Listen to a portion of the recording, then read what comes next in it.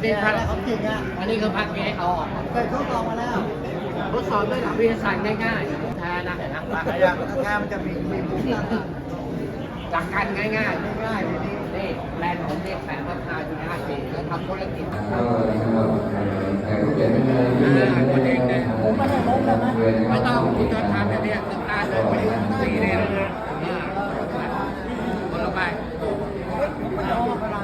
เท่าไหร่นะแรงนะคนลงไป ข้อตรวจสอบเรื่องสายวิทยาศาสตร์นะครับวันนี้ทางการที่อาจารย์ภาคภูมิชนนะครับที่เป็นโรคของไทยพัฒนาการในเรื่องครับ แต่ถ้าแตะตรงนี้ไปแล้วมัน หลาย ตรง หลาย นี้ ท่านนะครับ แล้ว สำหรับ ภาค ท่านใดที่ เท่าไหร่นี่นะ การตรวจสอบเรื่องพุทธคุณเกไหมนะแคร์ไหมนะแคร์ไหม อ้าวเฮ้ย